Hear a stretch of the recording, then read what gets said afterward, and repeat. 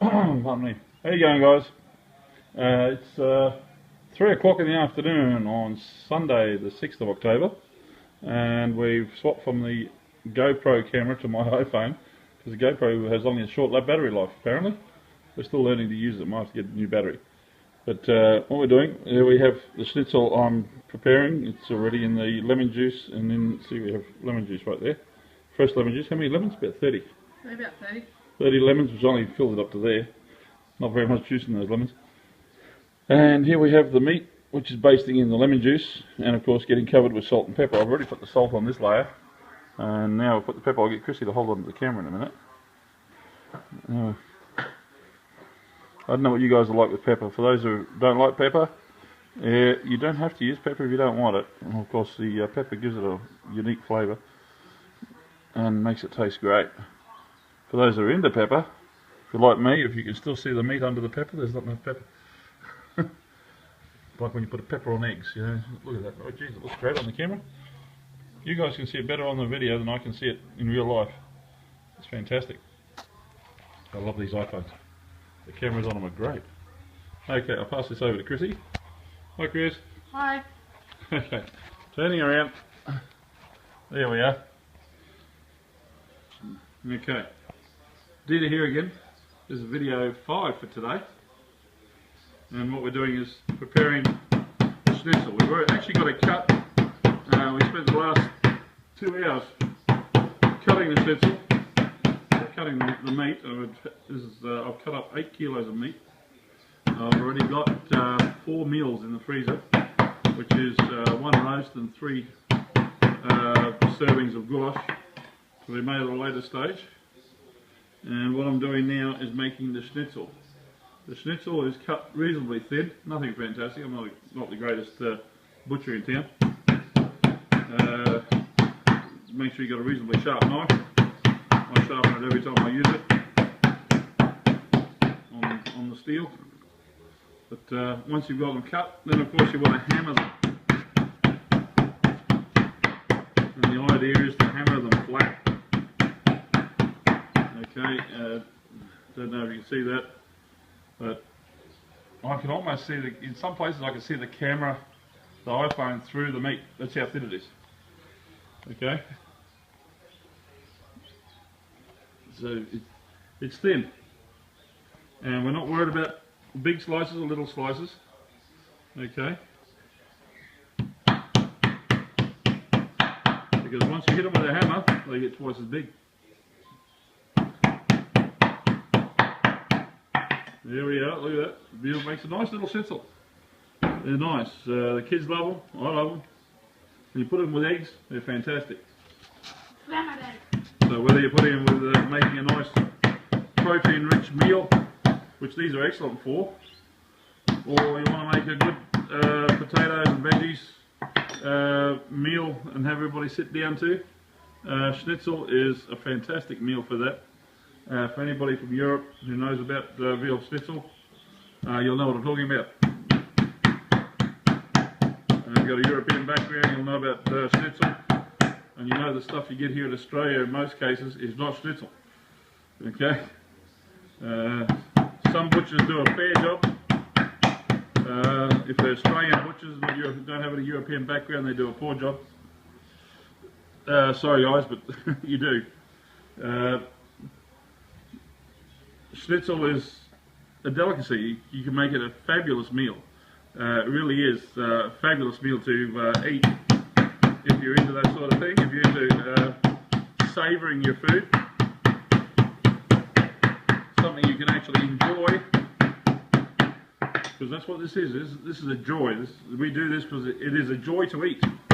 I enjoy making it because I enjoy eating it myself.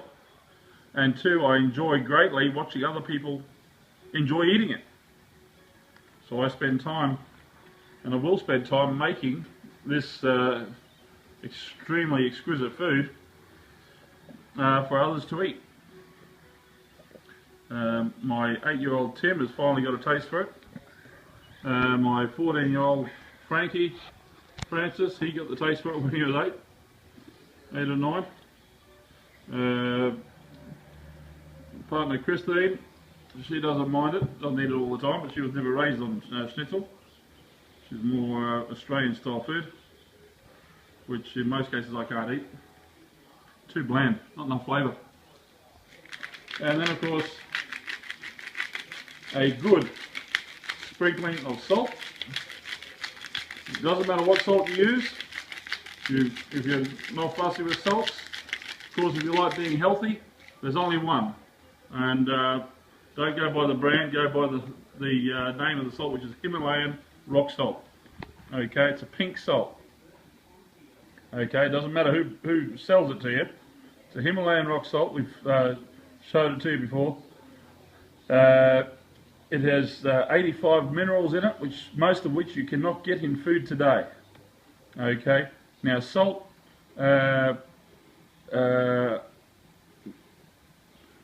salt is actually very, very healthy for you.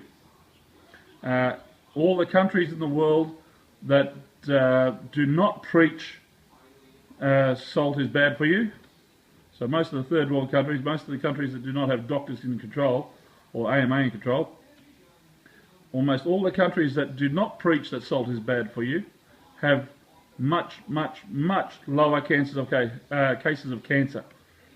Okay, like 1 in 1,000 people have cancer because they eat salt. In the West, in the Western world, where we're told salt is bad for us, we have anywhere between 1 in 5 or 1 in 2, depending on which country you're in, people with cancer. All because we don't eat salt. Okay, and to make it even more fun, they tell you that salt gives you high blood pressure. Well, sorry, real salt lowers your blood pressure. Okay, you don't have to believe me, go look it up on the internet, it's all there. Everything you want to know nowadays, everything a doctor knows, and much, much more is now all available on the internet, as long as you ask the right question. You want to know about foods that are good for you, make sure you put the word natural in front of your search. So natural foods, natural health foods, natural cancer cures, natural diabetes cures. Whatever you search for, put the word natural in front of it and you will get the right answers. While you don't put the word natural in front of it, all you get is the BS they tell you when you go to the doctor. And of course, when was the last time you went to a doctor who was also a nutritionist? Very, very rare. Okay? So, you want to get healthy, you want to get good food. Oh, I forgot. Did I put the salt on there, didn't I? I did. I carried away with the salt, forgot the pepper. Pepper is also good for you. Some people will say no to that, but have a look. Everything you want to know is on the net. Pepper is good. Very good. I know since my kids have been getting good quantities of salt, the Himalayan rock salt, which we swapped to quite a few years ago, and good quantities of pepper since then. Chrissy is now cooking and has been cooking my style of food for 5 years now. The kids are extremely healthy.